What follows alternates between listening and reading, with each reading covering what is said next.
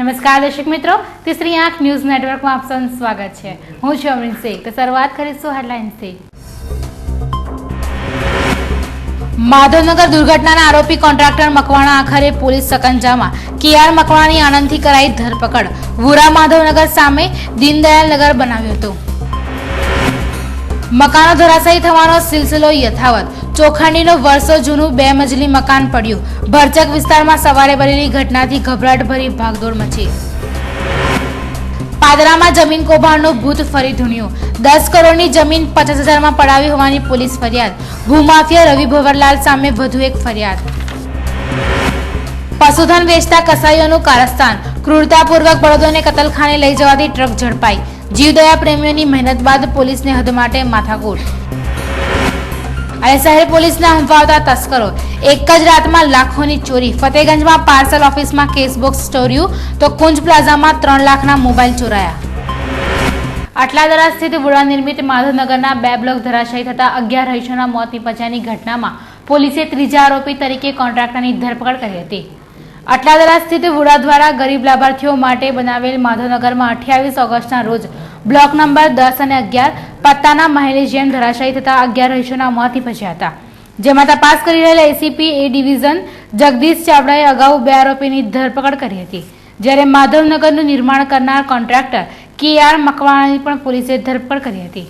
પોલીસે કુલ 3 આરોપીઓની ધરપકડ કરી છે।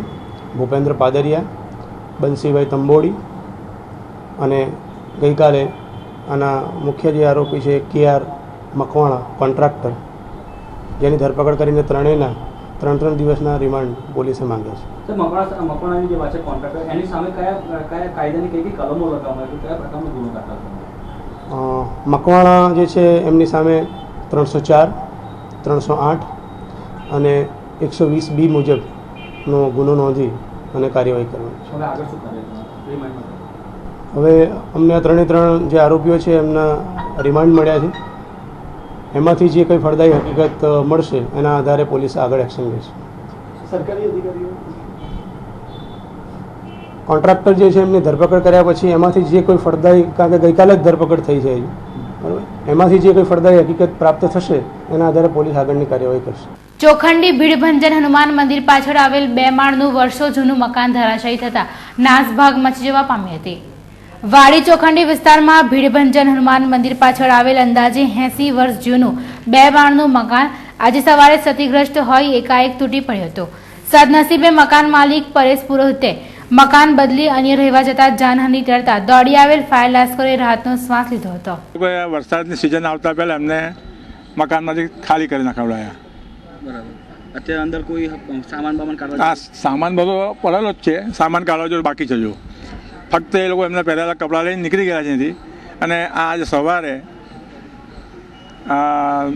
ધરાશાયી થયું। આ મકાનનો બીજો હિસ્સો પણ છે, એ પણ પડી જાય છે? હા, આગળનો ભાગ પડી જાય છે એનો। નામનું જે બિલ્ડિંગ છે એમના માલિક છે પરેશભાઈ પુરોહિત। જો કે સદનસીબે સારું છે કે એ કુટુંબ આખું સમજીને આખું મકાન ખાલી કરી નાખેલ, અંદર કોઈ રહેતું નથી, અને એ મકાન આપ જોઈ રહ્યા છો કે આખું જે પાછળનો ભાગ પડી ગયેલ છે, પણ સારું કે ખાલી હતું એટલે કોઈ જાનહાનિ થઈ નથી, કોઈ ઇન્જર્ડ થયું નથી।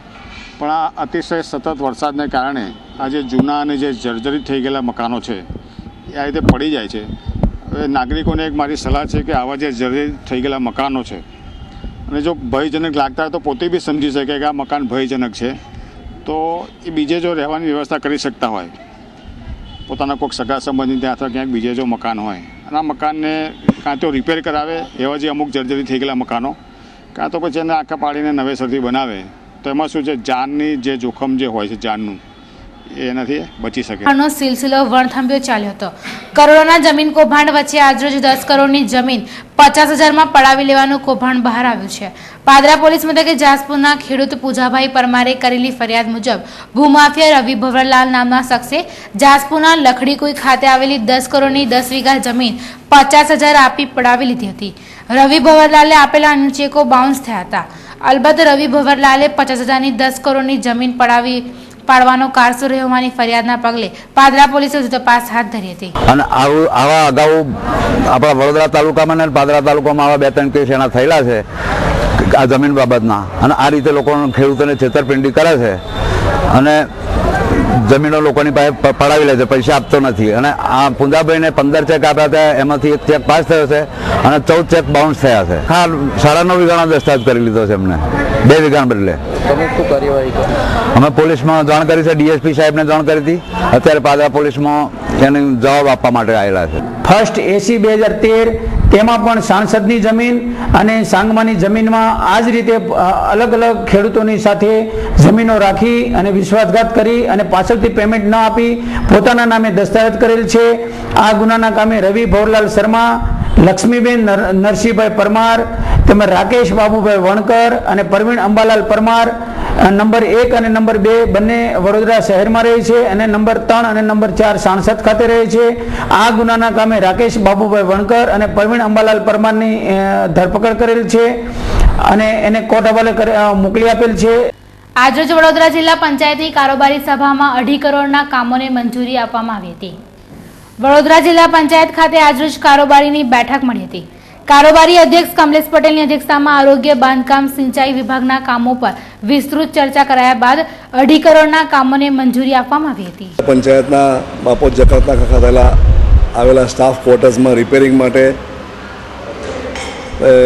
65,000નું ફંડ ફાળવેલું છે. જિલ્લા પંચાયતની બાંધકામ શાખા હેઠળ આવતા ખૂટતા રસ્તાના કામો માટે આપણે 50 લાખની જોગવાઈ હોય છે, એ કામોને મંજૂરી આપી છે. ખૂટતા નાણાંના કામો માટે 30 લાખની જોગવાઈ હોય છે, એ કામોને પણ મંજૂરી આપી છે. પ્રવાસન સ્થળોના વિકાસ માટે 10 લાખ રૂપિયાની આપણે જોગવાઈ કરીએ છીએ, એ કામોને પણ મંજૂરી આપી છે. સિંચાઈ શાખામાં જિલ્લા પંચાયતમાં આવતા ગામોમાં સંરક્ષણ દિવાલોના કામ માટે 45 લાખની જોગવાઈ હોય છે, એ કામોને પણ આજે મંજૂરી આપેલી છે. મહિલા અને બાળ વિકાસ શાખાના આવતી તમામ આંગણવાડીઓમાં અનાજ ભરવાના પીપ માટે આપણે જોગવાઈ કરેલી છે લગભગ 40 લાખ રૂપિયાની, એને પણ આપણે આજે મંજૂરી આપી છે. અધ્યક્ષસ્થાનેથી સિંચાઈ સમિતિનું આયોજન થઈ ગયેલું હતું, એ કામોને આપણે મંજૂરી આપી છે.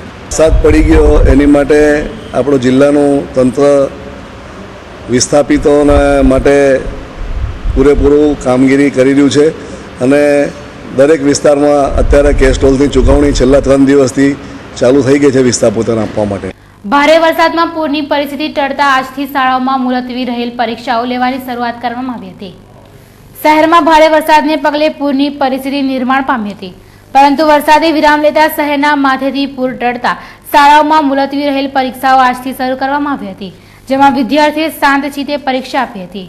ટેકનોલોજી ફેકલ્ટીમાં આયોજિત પરામર્શ 2013નું પેરેડાઇમ શિફ્ટના લાઇવ પરફોર્મન્સ સાથે સમાપન થયું હતું. ટેકનોલોજી ફેકલ્ટી આયોજિત પરામર્શ 2013 ઇવેન્ટ અંતર્ગત ગત રાતે પેરેડાઇમ શિફ્ટ બેન્ડનું વડોદરામાં સૌપ્રથમ લાઇવ પરફોર્મન્સ યોજવામાં આવ્યું હતું. પેરેડાઇમ શિફ્ટ બેન્ડના અદિતિસિંહ શર્મા અને કૌશિકની ટીમે રોક બેન્ડના તાલે યુવાઓને ઝૂમતા કરી મૂક્યા હતા.